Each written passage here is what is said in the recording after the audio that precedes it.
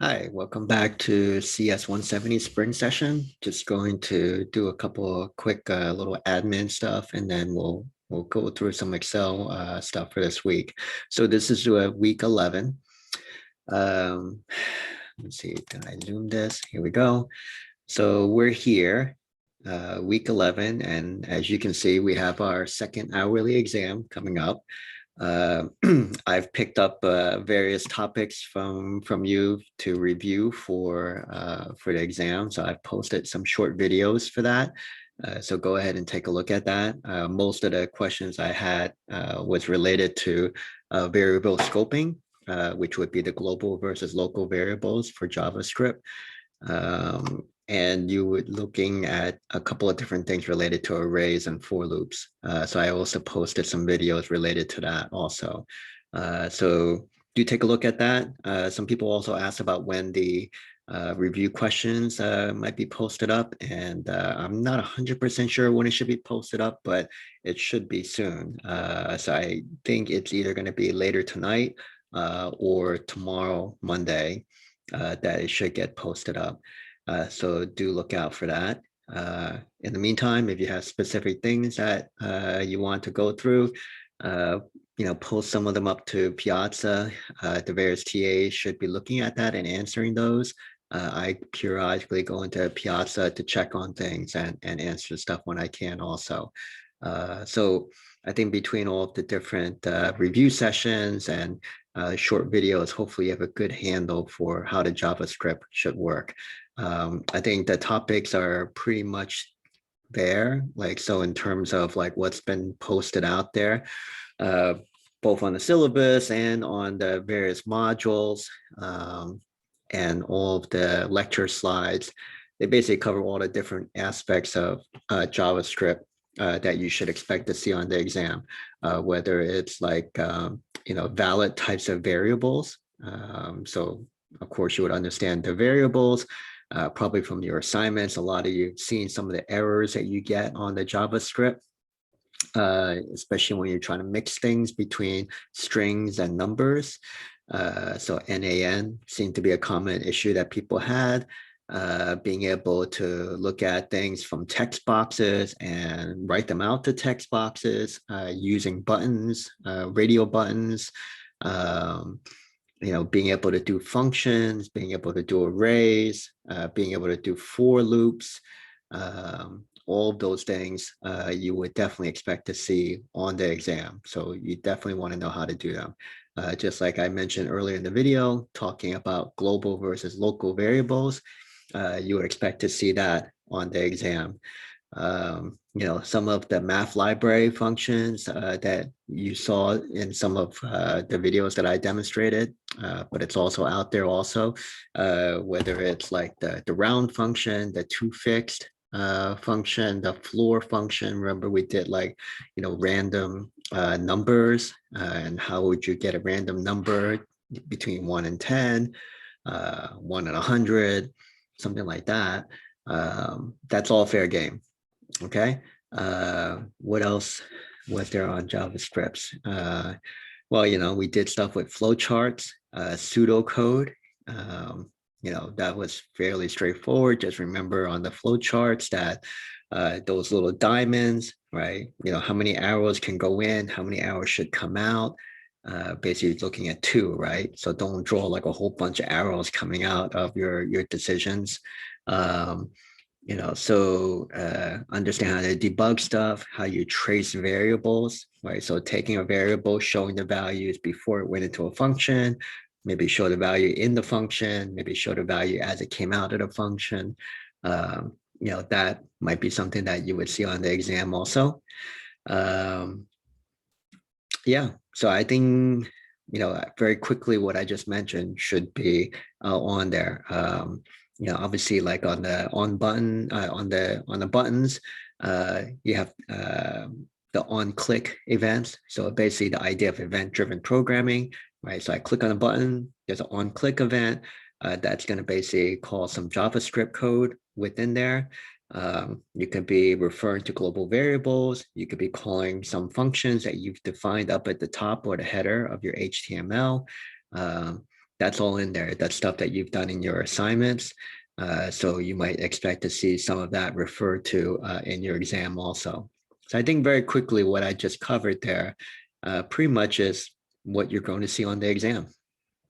Okay, so do let me know if there's any questions. And if I have enough time, I'll try to cut a video to explain further. Okay, so let's get back to Excel. So here we are here. So we're going to be covering like statistical functions, right? So what are we going to be talking about? Well, we started stepping into like pivot tables last week.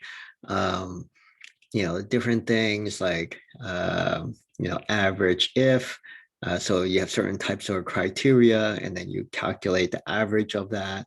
You want to look at, so when I say calculate the average of something, right? So you have a table, right? Like like I said last week, a lot of times you would have like an inventory of stuff, right? It could be like all of your inventory, across the United States, across your different warehouses, whatever it is. And you want to look at things by regions. You want to look at maybe salespeople, look at how the salespeople are doing by regions, and you apply certain types of criteria to filter things out, to highlight, what is the average sales price, what is the high price, what is the low price. So your min and your max, your median, obviously, basic standard type of stuff. You can do standard deviation. That's all pretty standard type of stuff that you should be able to do in Excel. Pivot tables, regular tables, data filtering, all of that is in there. So we'll try to step on some of the stuff. Some of the assignments that you've been seeing, we've been doing like, like and or, like let's say inside of an if statement, if errors, that's in there also. We're going to be doing some conditional formatting. There's like charts in there. So we did some of the charts last week. You remember like some of the criteria that generally we use for charts, right? So if something kind of totals up to a certain number, let's say 100%, or part of like a total population, and then you want to slice that up into pie, right? So that's like a pie chart. You want to compare like, different things side by side, like maybe over a period of years, or break it out by regions. You can do it a couple of different ways, but a lot of times you can do like the bar chart, like the 3D column chart. Probably that was one of the questions that's on the assignment. You can do lines. So all kinds of stuff you can play around there. Okay, so very quickly, I just went through some of that stuff. Let me go over back to the PowerPoint. So where are we at here? Advanced spreadsheets for planning. Okay, sorry about these pop-ups here. Annoying stuff here.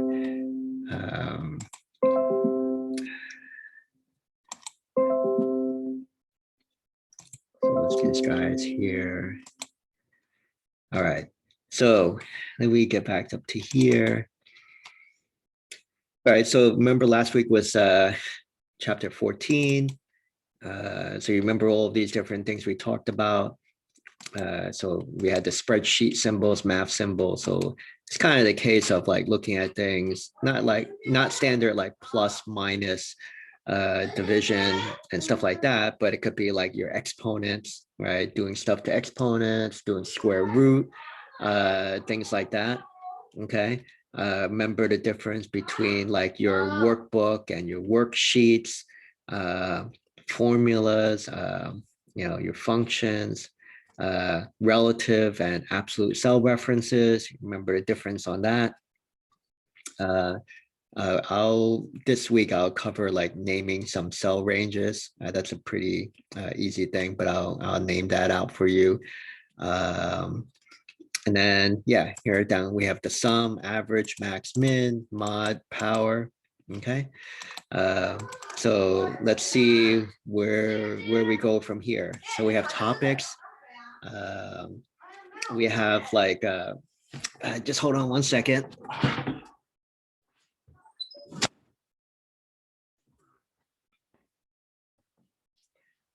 So we have like We did the VLOOKUPs, PMT, subtotals and or not. And then we got these different things here, statistical functions, right? So basically it's applying these different types of functions with like filtering criteria, okay? Yeah, we covered all of these different things, formatting. We're going to cover what if scenario analysis. Then we got, yeah, there's a repeat. You got table manipulation and whatnot. Okay, so this is just like something for you to practice on your own. That's pretty standard type of stuff here. So like merge and center. I forgot whether I showed that to you guys or not, but that's pretty easy. So if I have something like this, merge me, and so I can take these two here and you can see merge and center, right? And there you go. All right, so here's your two columns, F and G, and then here it just became basically one thing. So this is almost equivalent for your HTML when you did your column span, right? So maybe this is like your ID, and this is your plant. And you can say plants, something like that.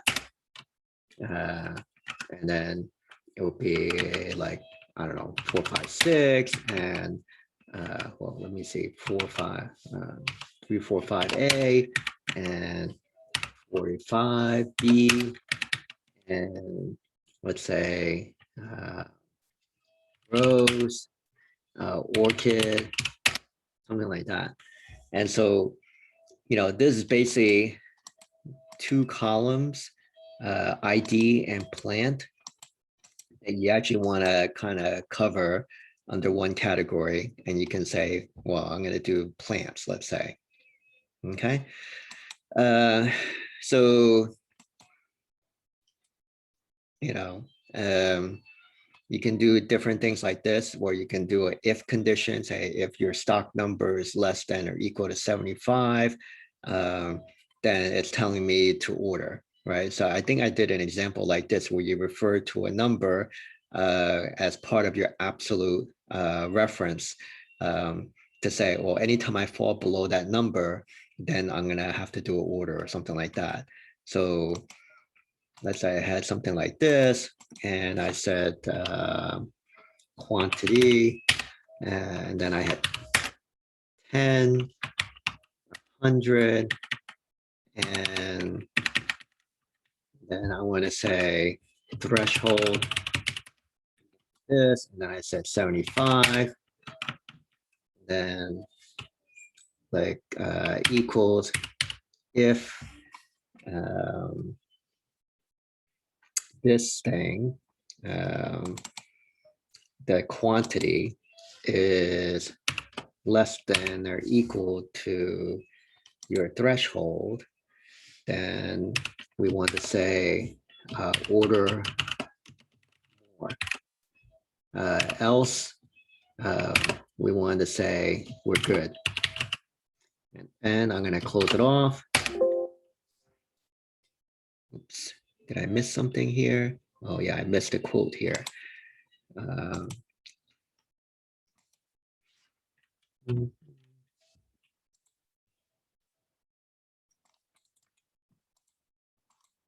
then I'm going to drag, well, okay.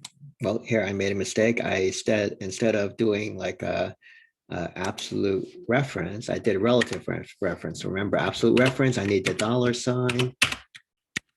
And then I'm going to drag this down. And there we go. Okay, so note this, right? You can see absolute reference, $I, $2, right? This is where I set the threshold. Let's say I set the threshold to be, I don't know, 9.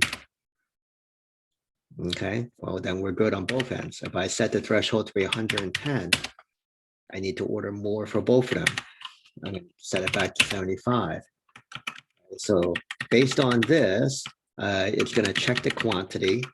And then you can say order more good or whatever, right? So that's what this is referring to here, right? So you can do your if statement and do stuff like this, okay? I think I did an example pretty much like this from last week, okay? Then you have your tree statistics, right? You can do your total items in stock, so you can sum all of those. So in this case, if I had a whole bunch of these, you would sum all of these quantities. That might not really mean too much. So, you know, this is probably good where you maybe you might want to say you want to create another grouping of the plants into flowers, let's say, all right, and see how many flowers you have. That might be useful, right? So I just stick stuff in here, category. And then I'll say flower, and I can do like a tree.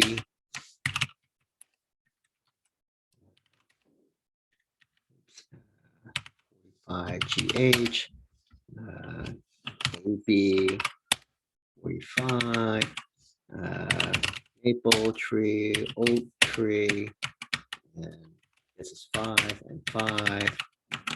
And I'm going to drag this down. Of course, it's going to tell me I should order more. Okay, so you can do different things like this. Well, actually, I'm saving this, I guess. So let me do just save this, and I'll just say this is week 11 work, something like this. I should put in a price maybe, and insert, and then let me do a price. What should a price for rose be? I don't know, $15, $25, $45. Okay. So I think you can see pretty easily if I had something like this, and it's pretty easy for any of you to just dummy up some data here. And you can do average, median, lowest, highest price, right? So let's say I'm here with this price, right? So I can do equals max, right? So there's your max, median, low, oh, mid, not low, min, something like that, right? And then you can like pick up all of the prices above. Average, like that. Okay. So pretty much a review from last week. Okay. So don't worry about like specifically what these are saying here. This is just more for you to practice on your own here. Like I said, it's pretty easy for you to dummy up something like what I just did. Practice those couple of things. You're gonna be doing something similar for your assignments too, so it's kind of up to you. The next part, which I didn't cover last week, which I will cover this week, is called conditional formatting. Right here, I'm going to stop this video and then I'm going to cut a new video to go into conditional formatting.